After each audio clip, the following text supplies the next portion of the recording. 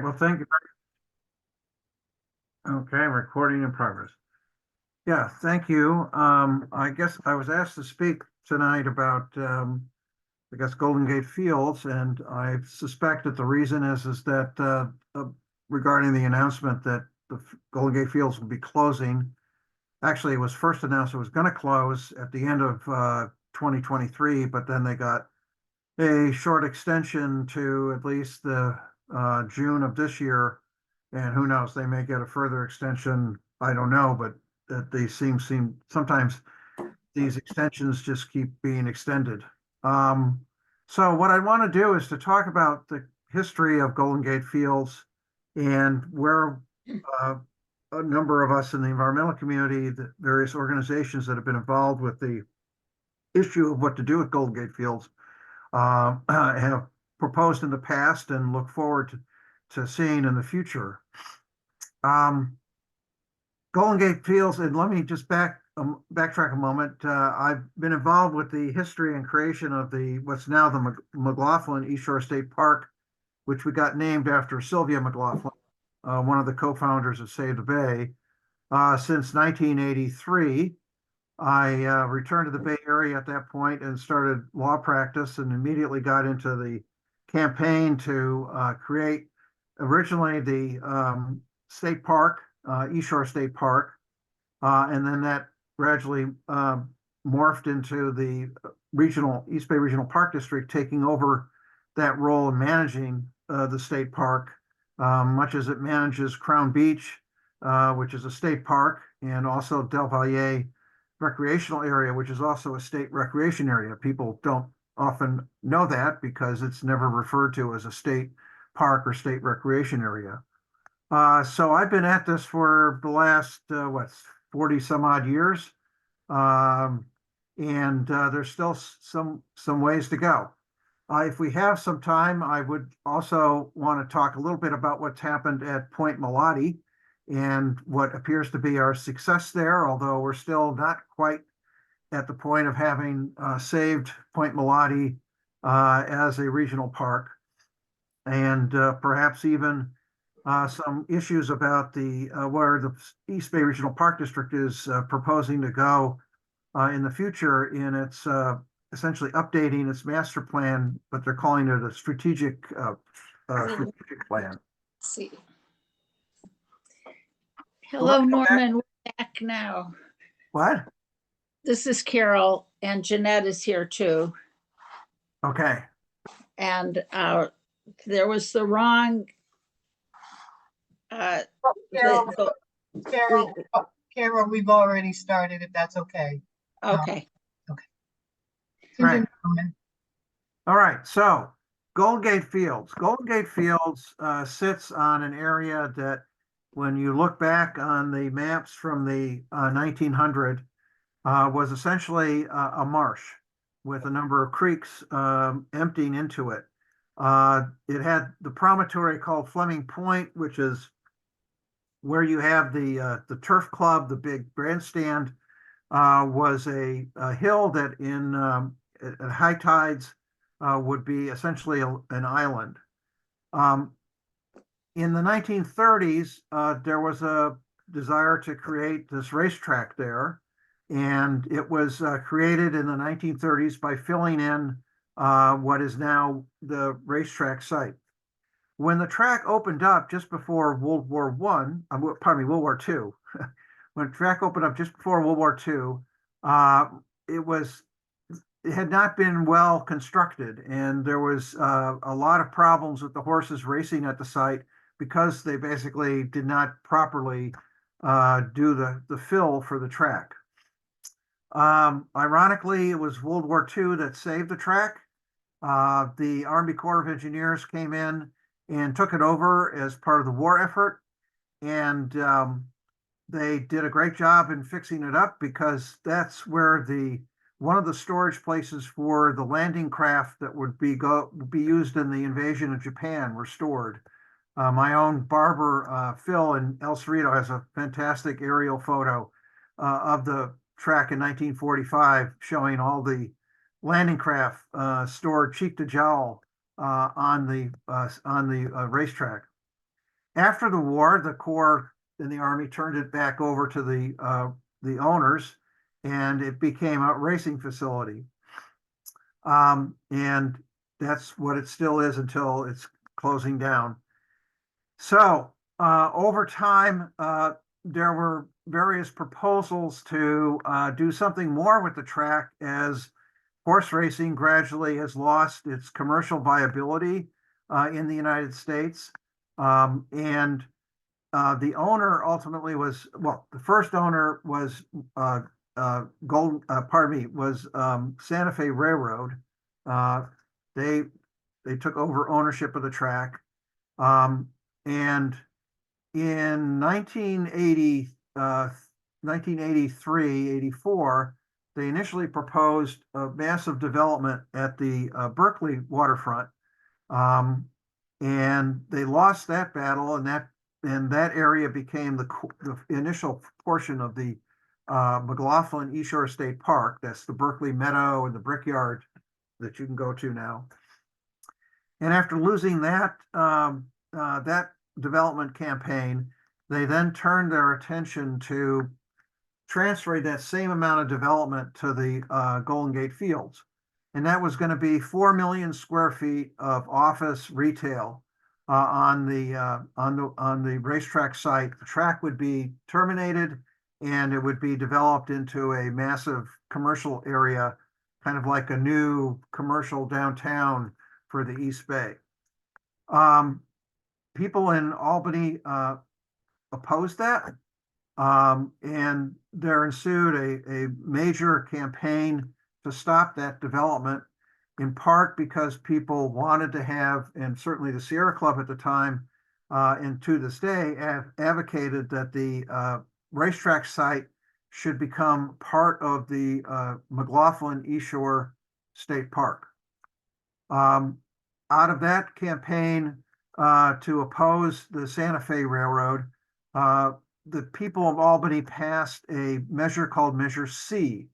Measure C requires that any change to the waterfront zoning in Albany for any uses at the racetrack must go to a vote of the people and be approved. When that passed, Santa Fe gave up and just decided not to go forward with its development proposal. At the time, the then existing Albany City Council was very much against Measure C. The council opposed it.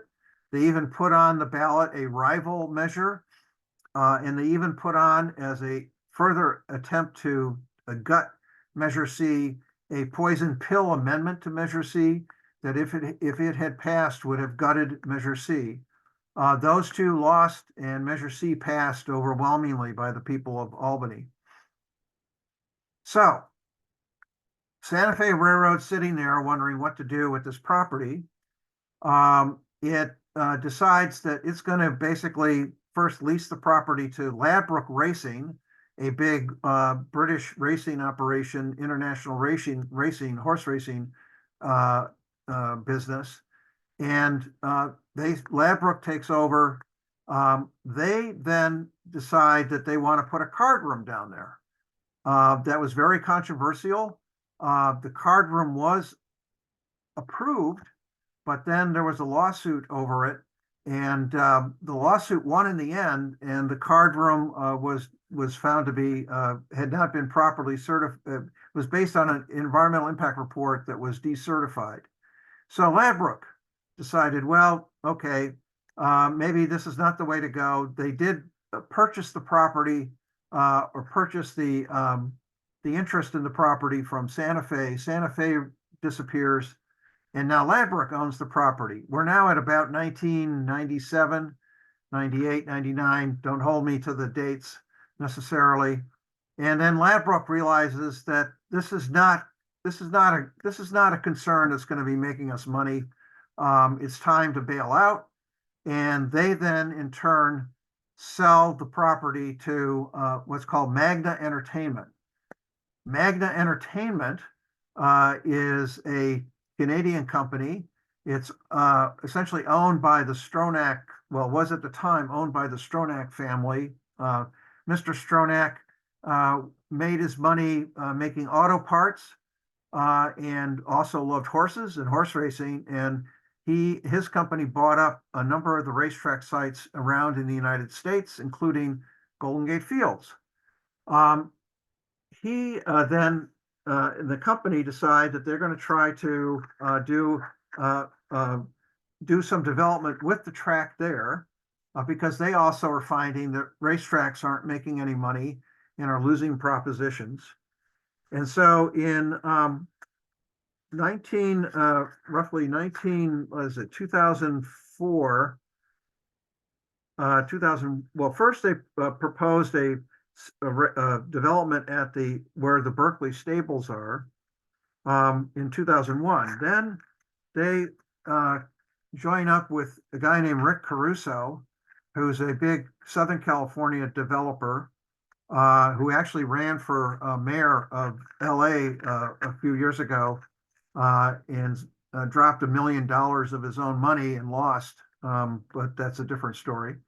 And he proposes a large commercial operation, a kind of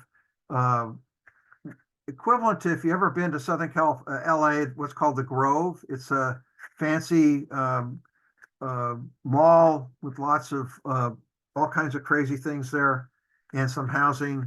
And that's proposed for the site.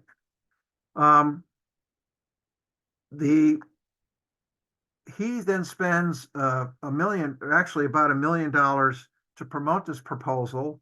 We, the Sierra Club, Citizens for East Shore State Parks, Save the Bay, all the various environmental organizations engage in a campaign to oppose this being even placed on the ballot and being presented to the people of Albany. And after about 2 years and that kind of funding by him, he gives up in defeat and he leaves. So now Magna is still sitting there with the racetrack, pondering what to do with this property. In 2000, back in 1998, we put into the East Bay Regional Park District had a park bond called AA for acquisition. We got and put in about $20 million for the East Shore State Park. That money was used to help purchase the properties that became in Berkeley. In 2008, when that bond measure had to be extended, that was WW, and we put in another $20 million for essentially the East Shore State Park, but essentially for Golden Gate Fields. I was co-chair of both those campaigns for the Park District, and that passed. So now we're sitting there with $20 million in the East Bay Regional Park District budget for potentially purchasing or acquiring this property.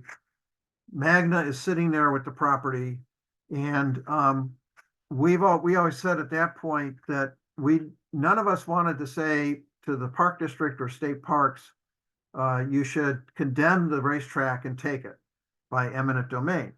All we ever said was the racetrack's there, but once it goes, because we know it's going to go, it's simply not a commercially viable operation. We want to get this property put into the East Shore State Park.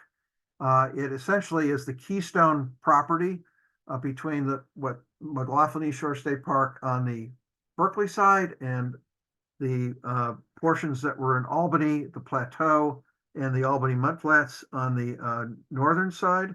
And this would be a tremendous addition to the East Shore State Park. Then Magna decides to try to put forward yet another proposal. It floats this, and it then finally gives up on that.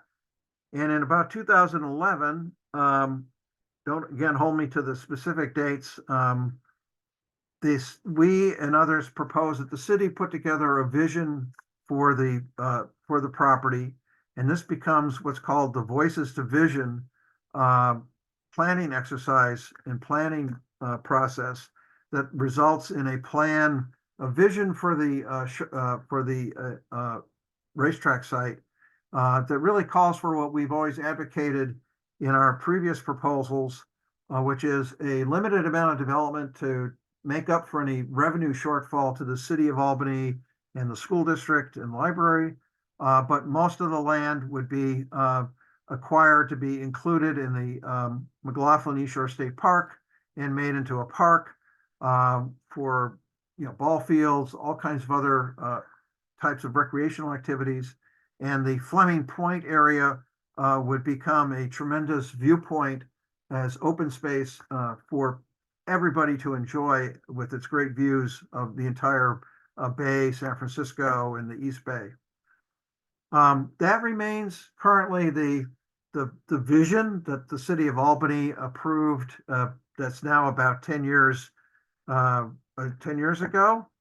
In the meantime, Magna just sat there on the racetrack, not really going forward with anything, just kind of sitting there with the racetrack site. I'm trying to truncating some of the history here. So now it then announced what we always knew would come, which is the closure of the track, and the fact that racetrack, the horse racing is simply not really a viable operation commercially anymore. And so the issue is, what do we do with this property? One of the changes that has occurred over time, and this reflects actually the greater understanding of climate change than many of us, including me, had back in the 1980s, even in 1990s, is that this area is the racetrack site is essentially going to be inundated with the sea level rise. And I don't know if I can get it up. I can send out a picture of this, but with a 2-meter rise in sea level, you can see that virtually all the track is going to be inundated and underwater, as again a marsh, and because that's what it was.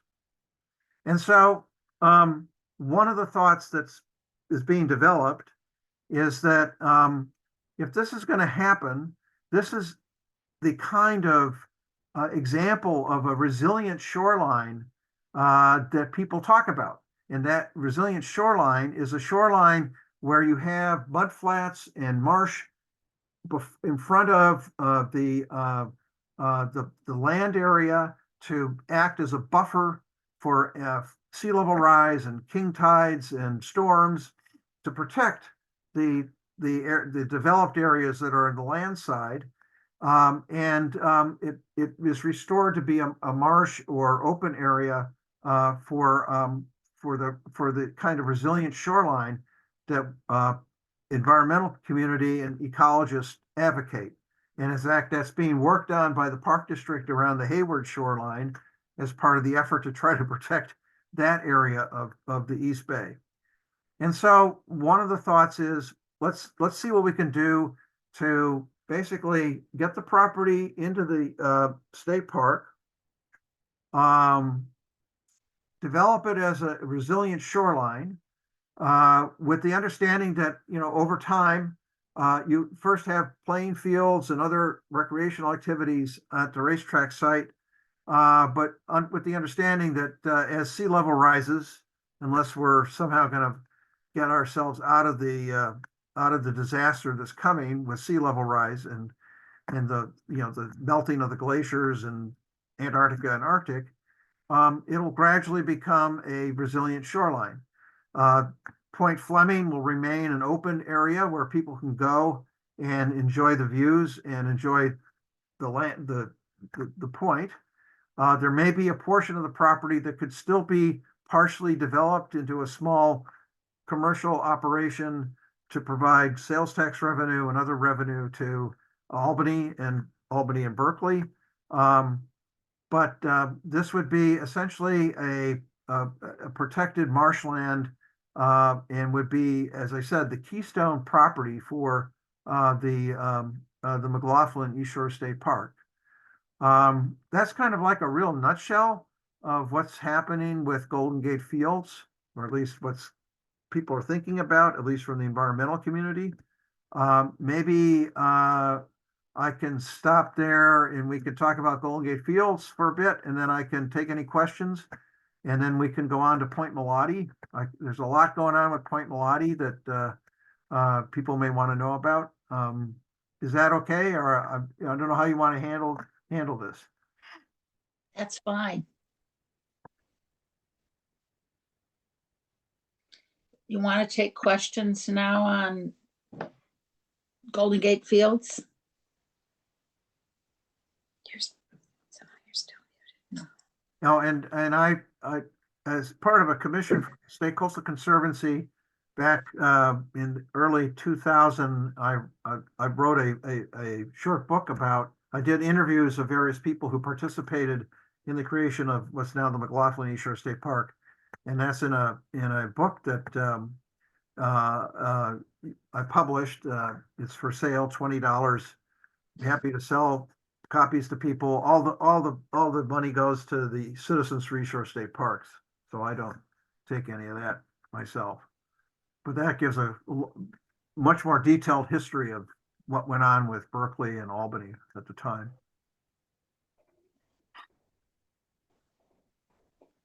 Yes. Hi, Preston, Norman. yeah, It's Preston. got Thanks it. for doing. The last time I saw you, didn't have a beard, but that's, Yeah, first COVID. time in quite a long time. I've gotten fuzzy. Right. People seem to mostly like it, so I guess I'll hang on to it for a while. Thank you, League, for arranging this. Thank you, Norman, for running down the history. I am curious. I We had him on before. heard that a ordinance was working its way through the Berkeley government system to basically require pasturage for livestock in this city, which is really a mechanism to end the stables, if you will, and thereby end horse racing. Are you familiar with that? Should I keep talking, or? I know something about it. Yeah, I thought it maybe died in committee or somewhere, but Yeah, I think it stopped when Golden Gate Fields announced it was gonna go away, and then I don't know if I had anything to do with it, but somebody who's engaged with me around horse racing, I said, you might want to prompt him to restart again, because I don't know if Golden Gate Fields rope-a-doping here to try to keep you, from pursuing this. So last I heard it was supposed to come up in Yeah. mid-February, but former council member Harrison was the one that was leading that, and she up and resigned. So anyway, I was curious if you might have any status on that. Sounds like you're in the dark the way I am. I'm in the dark. Yeah. Okay. Because I'm just curious if they're really gonna close or not. I don't. All I know is probably what you know, which is that's what Yeah. it's been announced, and there's even been some. There was some talk about state parks talking with them about acquiring the site for state parks, which has not been discussed at all with any of us.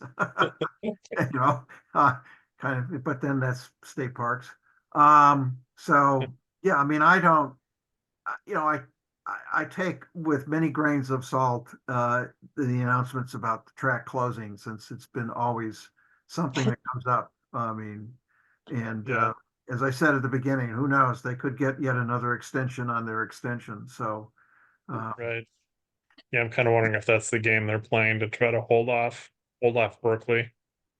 Seems to have a good approach to ending horse racing there. Anyway, thanks. I think one of the dynamics that will happen is that once Frank Stronach dies, he's probably in his 90s now. That the floodgates will break open, so to speak, no pun intended. Because we don't get the impression, or we get the impression that his daughter Belinda Stronach, who really runs the company, does not feel and care about horses, and I don't think anybody in the younger generation does. So now he's been eased out of the company supposedly, but I'm sure he still has some, patriarchal rule there. But I'm sure when he goes, then it's like, okay, dad's gone. Now it's time to really move on here. Who knows? But yeah, so Good. All right. Thanks. yeah, I'll take any more. I mean, I've given you a really shortened history here. It's I haven't even talked about, the work on the plateau and all this stuff dealing with the Albany Ball, but I know Rochelle's been involved with that. And yeah, the other aspects of the whole creation of the McLaughlin East Shore State Park. As a footnote, it took an inordinate amount of organizing and campaigning for us to get state parks to actually name the park after Sylvia McLaughlin. I could not believe it. It was just astounding how difficult that was. And we finally did it, but State Parks was just unwilling to name the park after Sylvia McLaughlin. They had all kinds of excuses that made no sense at all. But we did it.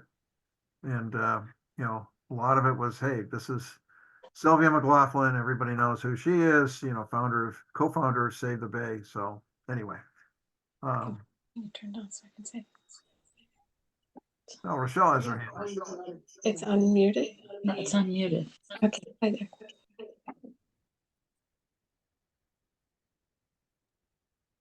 Rochelle, we can't hear you. Oh, okay. Can you hear me now? Yes. Okay, good. Did it get up there? Sorry, I've got a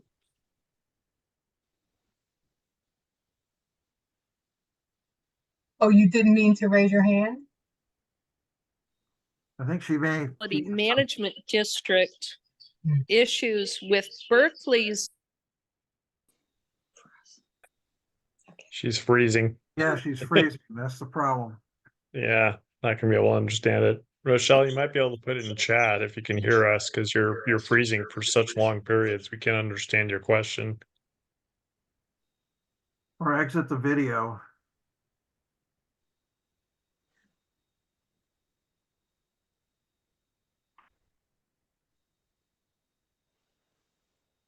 Now you're muted, so. Carol, your hand is up now. Yes, Jeanette and I each have a question. You Okay, one question I have is that I do remember that when they were talking about getting rid of the racetrack, one of the things they were thinking about doing was putting in another mall. And there was already a mall being built down in Emeryville, and it looked like it was going to be a real disaster for the freeway. And I think they gave up. Is that anybody else's memory? Yeah, that's the Caruso. That was the Caruso Mall. And if you Google the Grove, which is in LA, that was what he proposed to put in Right. at Albany. If you ever Right. been to the Grove, you'll I know what I'm haven't, but talking about. that's, yeah, but I do realize that a lot of this, like the big shopping mall that was up north farther toward Sacramento, that actually died not so long ago. So it was like, okay, so we have too many things, and not enough space on the freeways and, various stuff like that. Right, that's the Hilltop. And Yes. Hilltop, actually, that was what was originally proposed for the Berkeley, one of the proposals for the Berkeley shoreline in the Right. 1960s that was defeated. And then there was a long period of litigation over legal issues. So, but yeah, the Hilltop Mall was going to be in Berkeley.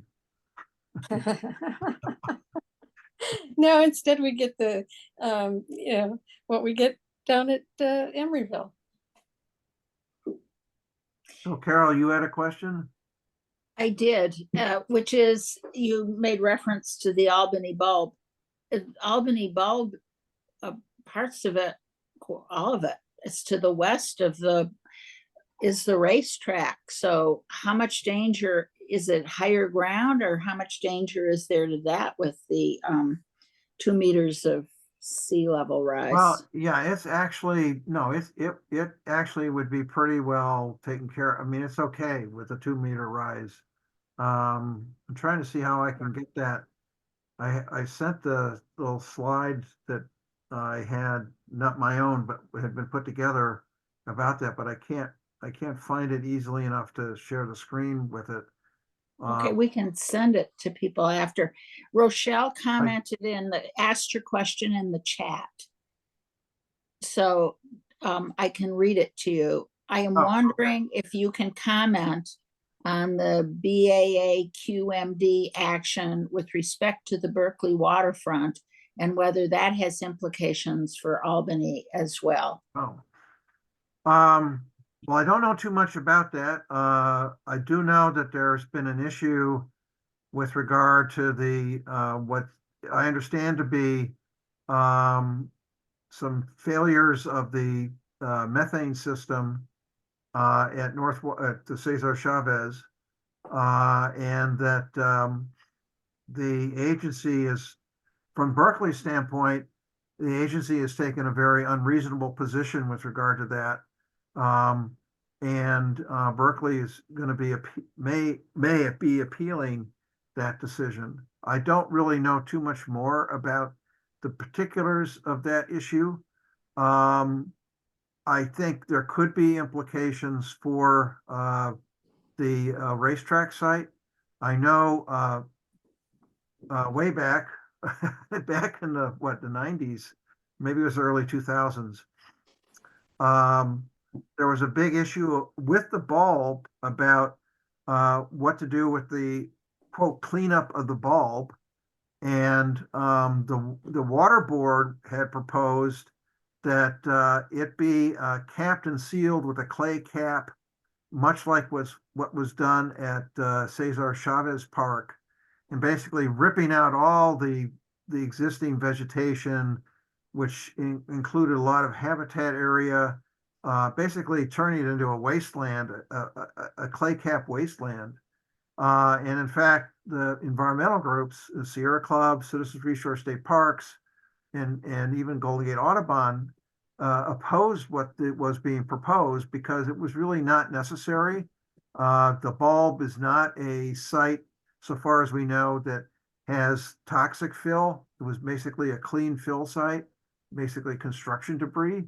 And ultimately, the city of Albany and the environmental community prevailed and prevented that from being turned into a real desert, a clay desert, as far as I'm concerned, and kept it with the vegetation and all the craziness that it has now. So, but yeah, there could be. I've been told that there are some locations at the racetrack site that are considered to have some toxics. I don't know where there are exactly. I haven't looked into that real closely, but I wouldn't be surprised. I mean, it's been a track since the 40s. And who knows what the Army Corps of Engineers actually left there after they abandoned it. I mean, the military is notorious for just leaving bad stuff in the ground. I think that there's a further back, there's a history of the fact that there was explosions there when people were making things for the miners in Yeah, gunpowder. yeah. And so I imagine that there's a lot of toxins from that. Yeah, I mean, part of Albany Hill was blown away to as part of that. Right. And they scooped off. And all the windows all the windows at UC Berkeley's buildings, the windows were blown out. Well, and we've been also involved with what's going on at what's called the Zeneca site in Richmond, which is across from Albany, from the Albany mudflats. And, that was the old Stauffer chemical site where they made all the lovely things like DDT. Right. And there's been a huge issue there that we are actually in litigation with the Department of Toxic Substances when the city of Richmond changed its position from wanting a full cleanup to doing a partial cleanup and still having houses, residences built on the site. And that's another interesting story that so I can talk about that too if you want.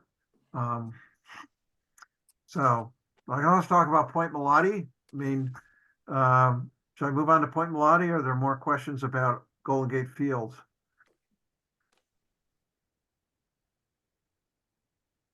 I don't know Yeah, who's let's move on. okay.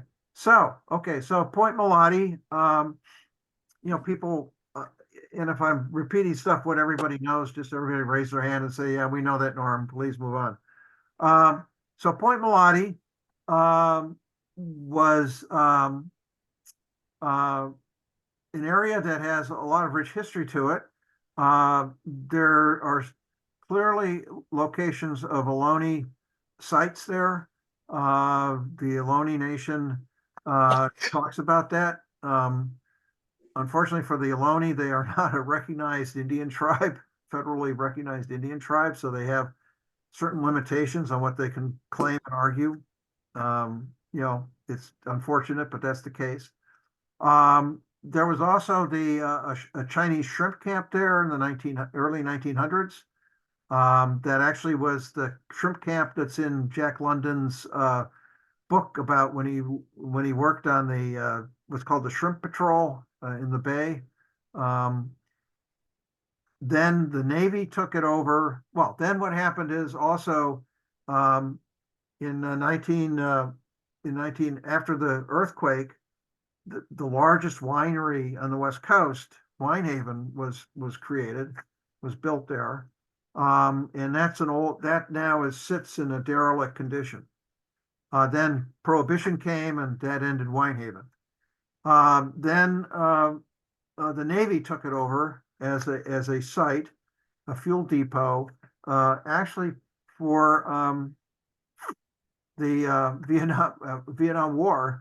And so it was a fuel depot for the Navy until 1974, when it closed that facility.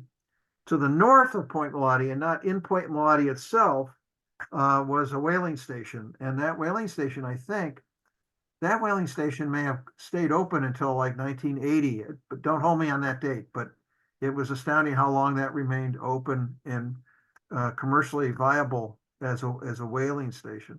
So the Navy shuts down Point Molate.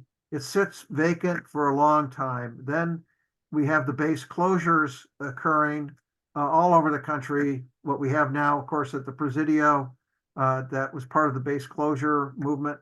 And so the Navy says, hey, we want to close the space. Yeah, there's a lot of toxics there, but maybe somebody else can clean it up, clean up our mess.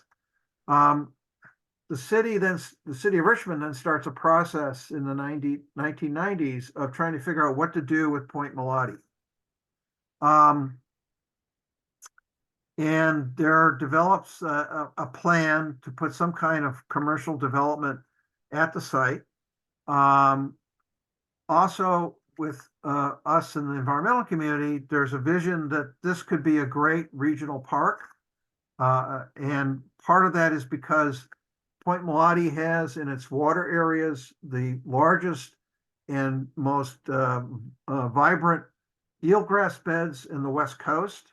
Eelgrass is absolutely critical for mollusks and crustaceans and small fish. Then that means it's essential for the larger fish, and the eelgrass is absolutely essential to the health of a ecosystem, a bay ecosystem. And so there starts to be, movement of saying, look, let's make this into a park.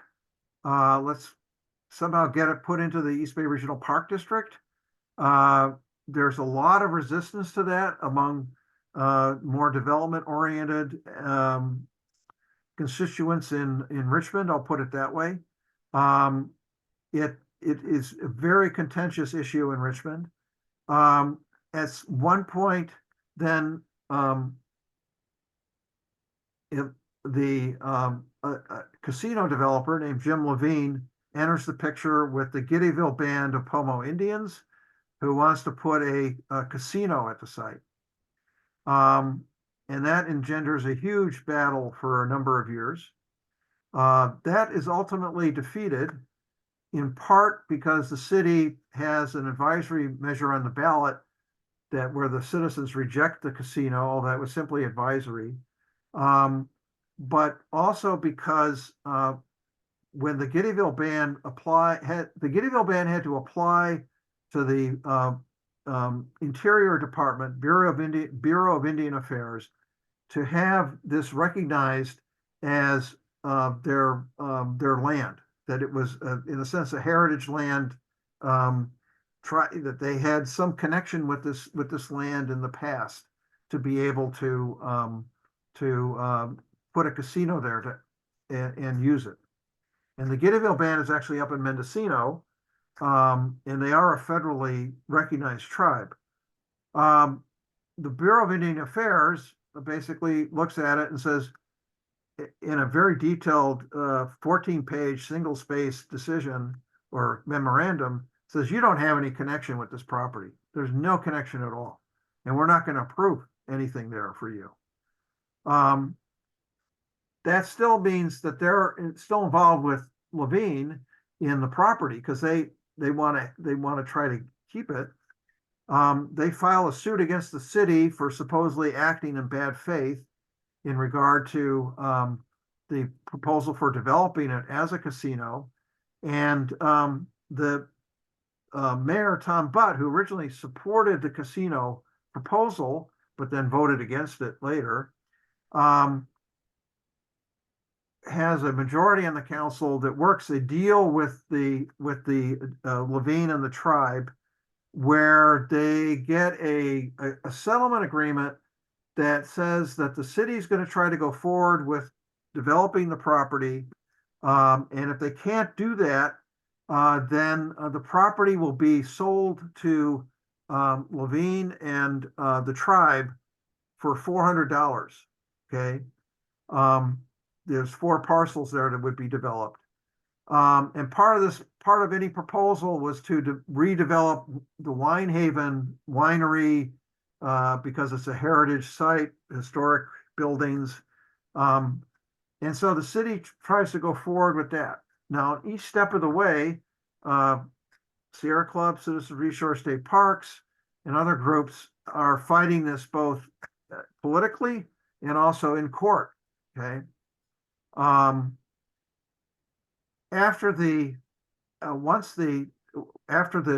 defeat of the casino, there then is this proposal for a approximately 1,500 to 2,000 unit condominium project at the site with commercial development. That's approved by the old city council, and Sierra Club, Citizen Shore Parks, what an organization called Point Molate Alliance, a whole bunch of other organizations and individuals have sued the city over that project. They sued to challenge the certification of the EIR as being inadequate. In the meantime, there's a change in the city council. The suit continues. Okay. We originally lose at the initial level. The trial judge says, "No, this EIR is great, no problems. It's fine. Go ahead with the project." And as part of that, the city had, once it got certification for the EIR, the city then went to talk to developers about doing the project, and they end up selecting SunCal, a big developing company, to do this. SunCal's notorious all over the country and the state for projects and for not doing projects. So SunCal is now, through one of its sham LLCs, Winehaven Legacy, the developer of the project. Okay. So while the lawsuit's going on challenging the environmental impact report, SunCal is trying to get the city to basically pony up for the approximately $200 million in public infrastructure that would have to be built to enable this project to go forward. And of course, SunCal wants the city to bear the risk and burden of all of that, and doesn't want to actually have to pay for all of that or pay for any of it, really. And the city balks at that under the new city council and says, no, we're not going to do this. You haven't shown us the necessary documentation and funding to show that you can go forward with this project. And in fact, as part of the deal for the project is that Levine and the tribe have to be bought off with along with the city, with a sum of $45 million that would be split evenly between the city and the casino developer and tribe. And every time they would go to SunCal Winehaven and say, okay, where's your 45 million that you're supposed to pony up here? SunCal somehow says, well, we got it. It's around here. And the city goes, well, show us the money, And they go, well, we really, SunCal kept giving all kinds of excuses as to why they couldn't really put the money into escrow or actually pay off the city and Winehaven, the tribe and Levine, what they were supposed to do. So the city says, okay, your deal's off. You haven't complied with the terms of the land development agreement that you signed. Well, now SunCal has sued the city. Okay. So right now, when we lost at the trial court level on the environmental impact report, but then we appealed. And in the end of the day, we won our appeal just recently, back in December. And the Court of Appeal ruled that the EIR, for a couple of main reasons, was inadequate. It had to be decertified. And because it's decertified, all the approvals for the project, the land development agreement, are null and void. So the city and everybody else has to go back to square one about what to do with the property. Okay. So we're now in the process of wrapping up that of that win and seeing where the city's going to go. And at the same time, we've been talking with the Park District about purchasing the property for a regional park. And the Park District's gone forward with that. As part of that deal, we had to get money for the purchase, and Nancy Skinner, a state senator, put into the state budget last year $36 million for acquisition and development of Point Molate. So that money is sitting there right now. The Park District and the city and Levine and SunCal and the tribe are all kind of in this negotiating phase. Everything looks very promising to a certain extent, but at the same time, we all know that the state has an $84 billion deficit. Well, where's that money going to come from to cover that deficit? And we're all very worried that either the governor will just say, hey, you haven't spent that $36 million for this park, I'm taking it to cover the deficit. Or what's happened in the past with other funds we had, like for the bulb, somebody down in Southern California goes, hey, I got a park ready to go and I need money. And this money's been sitting here unused. I want it. Okay. Gee, Newsom, the political power of this state is in Southern California. Give me the money. So we don't know what's going to happen. We're just really worried that the money is going to disappear. And whether whoever's elected to the Senate to replace Nancy Skinner is able to have the same clout and political chops to make sure that money stays there and to assist us is open to question. I mean, there's a number of good candidates, but it's a little different when you're as Nancy Skinner was, 2-term and also head of the chair of the budget committee from the Senate, you have a little more clout than somebody just recently gets elected to replace you. So at the same time, we still have to deal with Levine and the tribe, who are now, due to this settlement agreement that Tom Butt put together, the actual owners of the property. I won't go into all the details of how that settlement agreement works, but one portion of it is that they now own the property for 5 years. And if they can't, which they acquired for $400, if they can't do anything with the property, like selling it to somebody else to develop or developing it themselves, after 5 years, the city gets to buy it back for $400. We are now in probably one and a half years, maybe 2 years of that 5 years. So we got about four years to go, 3.5 years to go. A lot can happen in 3.5 years. But anyway, that's the situation with Levine and the tribe. Now, the general feeling is that Jim Levine, who's a developer guy, and he's got all kinds of projects all over the place, he probably just wants some money to get out and leave. Okay. The tribe, however, keeps saying, well, we want to have some of the land there. We want to be able to own some of the land there. And I think everybody on this Zoom can figure out why they want to do that. Because once they have the land and it's their land, they will then go to the Bureau of Indian Affairs and say, please federalize this for us, declare this as our homeland, or whatever you want to call it, so that we actually own it. Because now we've been here for what, since 2011, 2010. We're owners. You have to recognize this as part of our heritage land. And once that's done, what's the next thing they're going to ask for? Well, they're going to come back and say, we are now we have our own federal land here, and it's under our jurisdiction. And now we want a casino. And a lot of the rules and restrictions, laws that would apply if they don't have it federalized are null and void, because this is their sovereign country, so to speak. So that's a big issue, is that we think that the tribe is really intent on trying to hold on to the property as long as they can. And if they can own it, then come and federalize it, and then go back and down the line and ask and try to get a casino built at the property that they would own.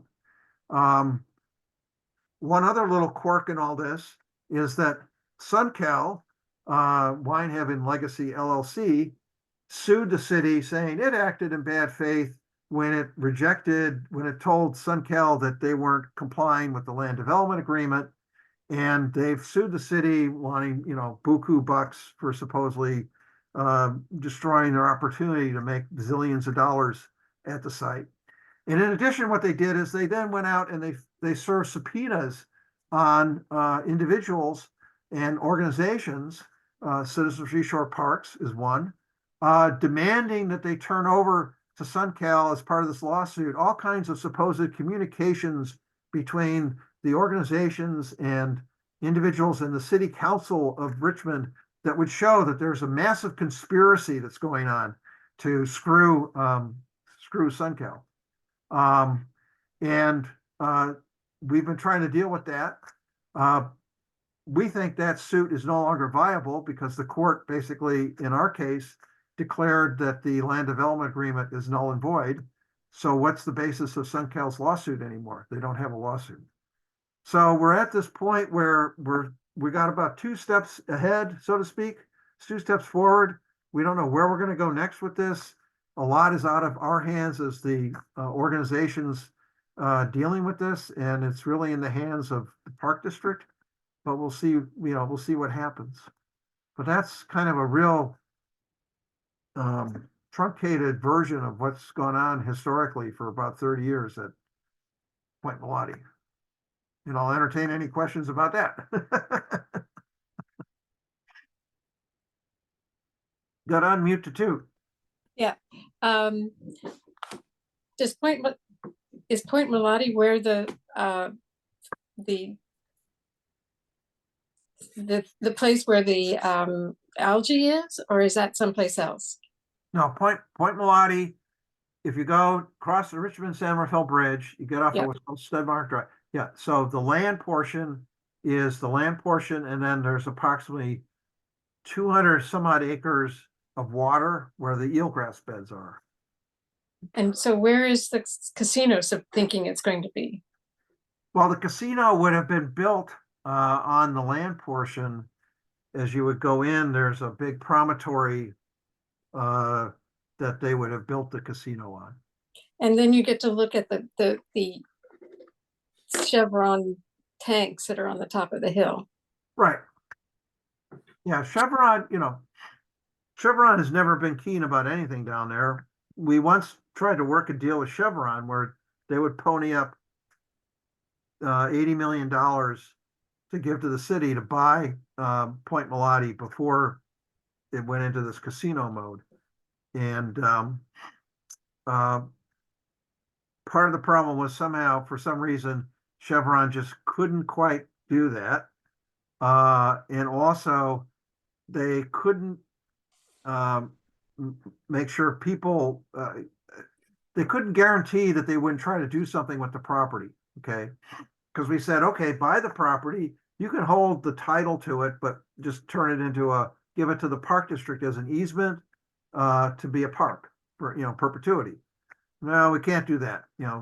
With a corporation, we cannot encumber our property in such a way. And it's like, what do you mean? You can do that all the time. You do that with everything. And so everybody had the fear that what they were really going to try to do is to get, if they got the property, to build the what they wanted to do. Maybe they can still do it, I don't know, but with climate change and all that, the largest liquid natural gas facility in the west coast of the United States at the site. And they go, oh, no, we don't have any present plans to do that. It's always, we don't have any present plans to do that. Okay. So, Chevron's out of the picture, but anyway. Okay. But these are all, these are both efforts with Albany, the racetrack site, and Point Molate, where the Scissor Shore Parks, Save the Sierra Club, California Native Plant Society, now it's called the Golden Gate Bird Alliance. They changed their name from Golden Gate Audubon Society. Have been very active in working on, and also a lot of people in Richmond and Albany. I don't want to lose track of all the good people who have been involved with this stuff. It's been a major effort. So I don't know if there's any further questions about. Oh, let me just say how we won the lawsuit, the CEQA suit, is that there were two issues that we focused on. And one was that the city had not, when they did the EIR, had not fully and carefully and properly analyzed where the Native American either sacred sites or other types of places were on the property. And so you risk having those sites destroyed or desecrated in a way that would be improper. And the court said, yeah, the city just didn't do its job there. The other ground was that there was no real evacuation plan in case of a large fire, because the only way in and out was by Stenmark Drive, which is one way in, one way out. And the city said, yeah, the court said, yes, the city, you didn't fully analyze how you would get all these people out, given the situation. I still remember that the fire chief, talked about how, well, if there's that kind of big fire, and even Tom Butt, the mayor, going, yeah, well, we'll just have the ferries come in and carry everybody off. Okay. Well, and the other thing was, we're going to we'll build the buildings. We'll build buildings where people can go stay inside the building while the fire is raging around it. Which I thought was just So ludicrous. then there's also the question of what they were gonna do without all the sewage from all the Right, people who were in the. Right, yes, yep. Yeah, there was a huge bunch of issues there. I mean, it was great because SunCal was like, they had to have this $200 million bond that would be guaranteed by the city for a lot of this infrastructure that was, sewage and all kinds of stuff. And, it was, okay, so when things go belly up, who's going to be left paying that? And that was going to be the taxpayers of Richmond. So, it's classic story. I mean, SunCal tried to pull the same stunt back in the city of Alameda about 10 years ago with a proposal there. They lost that. They even put on the ballot an initiative for their project that lost. But anyway, they're just notorious for being that way. Makes me worry for whoever they are successfully victimizing in order to keep themselves going. They must be succeeding somewhere. Yes. Yes, that's true, Preston. I mean, I know. wow, wow. Well, it was very bizarre when the developers came in to present to the city about why they should be chosen. Okay, and there were probably 2 or 3 others that came in, and they all had very detailed proposals. This is what we'd like to do. These are our resources that we have at hand. This is our team, that kind of thing. And it was astounding because SunCal just showed up and said, yeah, in so many words, yeah, we do development. We could do it. And they were picked as the developer. And all of us looked at that and go, what? They didn't give you anything. They didn't explain anything to you about how they could do this. So anyway, that was another crazy aspect of all that. It's just been wild and crazy in Richmond on that. So I don't know what else you want me to turn to the Park District strategic plan? yes. Well, I actually had a Oh. question, if I may. Yeah. I'll share my screen here. And Oh, so this is a map of Point Molate. Here's the Richmond Centerville Bridge. You're probably familiar with this, Right. Norman, but this is from the Park District. So this is 580. This is Denmark that he was talking about. But what this is showing is proposed trails by the Park District. Could you talk about these trails? I think maybe this first segment's funded. I'm not sure. Do you know yes. much Yeah, about it that? is. Yes. They had, I tried to get a lot more money into the Measure WW. So I wanted at least 10 million. We got 5 million for acquisition development of Point Molate. And approximately 500,000 of that was used for that initial part of the trail. I mean, they also leveraged from other sources too. But that's in the process, or has been, I think it is in the process of being constructed. Then they got the next Okay. portion to do. Right. So, and is this portion, I presume, is waiting for the resolution of what happens with the property? Or do they actually already have an easement for that? I believe they have an easement for that. They could go forward with that. Oh, wow. Okay, great. Thank you. Yeah. So we'll, that portion of it would be built at some point. Well, that'll bring more constituency to bear. Hopefully, yeah. Well, it's just like, I mean, maybe going back to Albany when they did the eminent domain to take the portion of the racetrack site for the completing the Bay Trail. And that's become very popular. So Nice, the Park District put its foot down on that. well, and Magna, they lost the eminent domain. The court came back, the jury came back and gave gave value that was what the park district had said that it was worth. I mean, that's very rare in eminent domain actions. Usually juries kind of, they either give a owner a boodle of dough or they split the difference between the two. So it's interesting that it happened that way. So, anyway, anything more on Point Molate, or should I move on to the strategic plan? So, Let's move on, because Yeah. we end promptly at 9, so. oh, okay. Well, I got a few minutes. Okay, so, Unless you want to go on, but we try to end. I'll go to 9. Which is late. Yeah. I'll just be real brief because it's in the initial stages. Park District needs to, they last did what's called a master plan for the Park District in 2013. It took them a while to do that master plan. So they're supposed to every 10 years do an update of the master plan.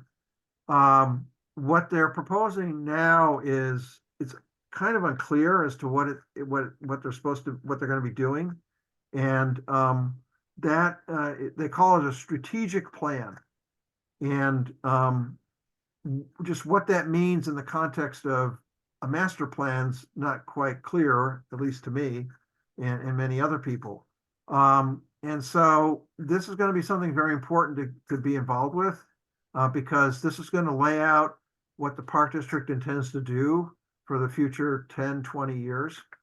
One of the issues that's come up is that the Park District under Measure WW, which was passed in 2008, that runs out in terms of it ends in 2028.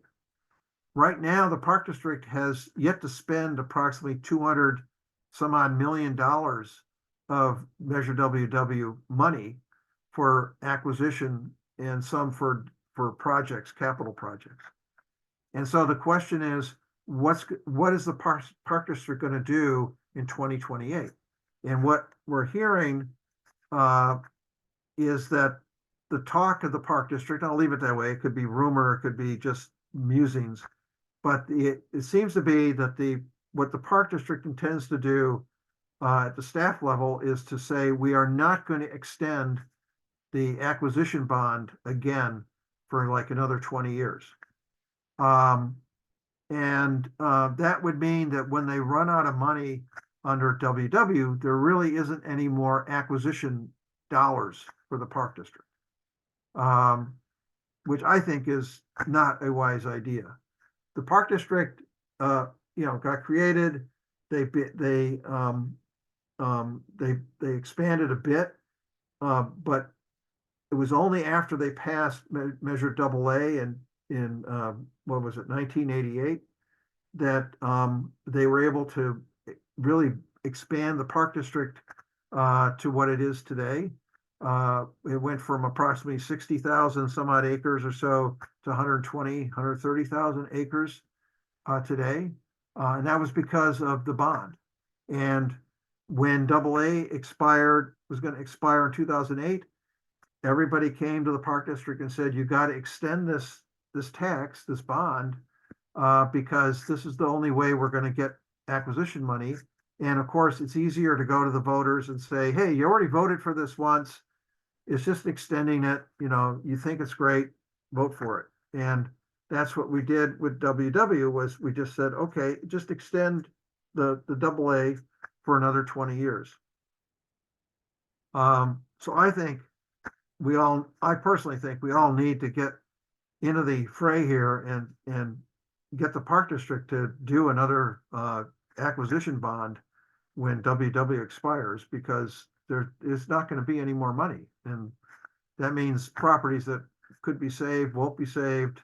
I mean, there's a whole bunch of, I think, unfortunate consequences that will result from that. Plus, it'll probably be harder to go back to the voters and say, yeah, we let the acquisition bond expire, so please, we'll do a new one. I don't think that's the way to go. But that's gonna be a major issue, I think, with what's being proposed in the strategic plan. And so people need to, you know, follow closely what's going on with this whole strategic plan that they're doing. I'll leave it at that. Yeah, Preston. Do you know what's behind the talk of not renewing it? Like, what are the reasons? Yeah, the reasons are, we have so much now and we don't have the resources to even take care of what we have now. So And it's that 200 million. They've got this pile yeah, well, of money and land bank.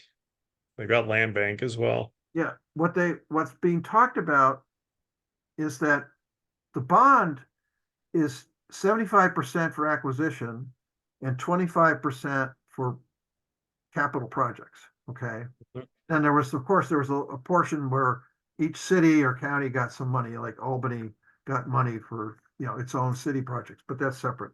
Okay, so now there seems to be a discussion about, well, we'll just put all the money in one big pot and it can go for anything. And if that means that half of it is spent on capital projects, but not acquisition, then that's the way it's going to go. And so there seems to be this notion that we can somehow go transfer money around, you know, from the 75-25 split and put it more into capital style projects that need to be done, but you know, are not acquisition, you know, they're not money for acquisition. It's That wouldn't that violate the terms of the measure though, or was that not written into the measure? the measure had a clause that said this park district could do that, but that was intended to be a limiting measure. I mean, it wasn't intended to be like this wholesale transfer of money. It was to give some flexibility to the park district to move money around if it needed to. But you know, when we sat down with the park district to talk about this, that was never like, oh, well, you know, if you decide to spend 75% on capital projects, okay, you can do it. And so that, yes, it's a legal issue too that may arise. So it's just, you know, we don't know what's going to happen. But the basic bottom line is with the new general manager, there seems to be this notion that, well, we're satiated. We got to just deal with what we got. We don't have the staff to do it. They don't have the operational and maintenance money. Actually, they've never been able to pass that tax. So they're looking at kind of, well, we've reached the kind of the end of our rope here, so to speak. Not end of our rope, but you know, we're at a point where we can't acquire anymore, which is where state parks has been for years now, essentially saying they're not going to do any more state parks. Hmm. So lots to deal with. Is Yeah. that for all the state parks? Yeah, when we began the campaign for the East Shore State Park in the 1980s, the response to state parks was we already have too much as it is, and we don't have the resources to even manage what we got. So don't talk to us about this being a state park operated by the state park. And so what was it? What year was it? I don't remember the year offhand. Tom Bates, who was then the assemblyman, authored AB 754 that put the regional park district in the seat of the pilot, saying that it would manage and operate the whatever state park was created at the East Shore. And state park said, oh, that's fine. Yeah, you can do that. Oh, by the way, even though we won't give you a penny for maintenance and operation, we still want to be able to have a say, a veto over what you do. Okay, you know. And then what we did was that when the state park, when the regional park tax measure K failed for operations and maintenance, and actually it was Arthur Feinstein with Golden Gate Audubon at the time, went to state parks, went to regional park districts, sorry, and said to them, well, look, the area from, like Richmond down to Alameda, west of the hills, voted overwhelmingly for the Measure K. Let's do a carve out and do an operation and maintenance tax for our area. And oh, by the way, we will put into that tax the money that was like $1.5 million to operate and maintain the East Shore State Park. And that way you can then have the money for the East Shore State Park. And that was Measure Double C, which passed, and that was extended by Measure Double F just a couple of years ago. So, and we're almost at 9 o'clock, so I don't want to overstay my stay here. Didn't you have something you wanted to show us? Well, no, I had that map that showed the 2 meter sea level rise, but I don't think I can. When I tried to do it before we started here, something happened and I just couldn't do it. So, Okay. if people email me, I can send it. I'll be happy to email you the map. Why didn't you email Carol and we can get it up on the league site? Or there's another lady here who could do it. Yeah, it's Yeah, well, we can post it. here, and I can put it in the chat real quick. No, but then you can't close your computer. But make sure I don't make any misspellings. It might make sense, Carol. N.LaForce at Comcast.net. So Carol, perhaps you can distribute the map to everyone you've invited to attend this evening. Yeah, I'd be happy to distribute it. Well, we want to thank you so much and apologize for the confusion about how we got started. It was a terrific talk that covered so much of things that we are all interested in along the bay and our parks, and your knowledge and service to all of us is amazing. Thank you. Well, thank you. Always a pleasure. Let me know. Want me to come again? Okay, bravo. Right. And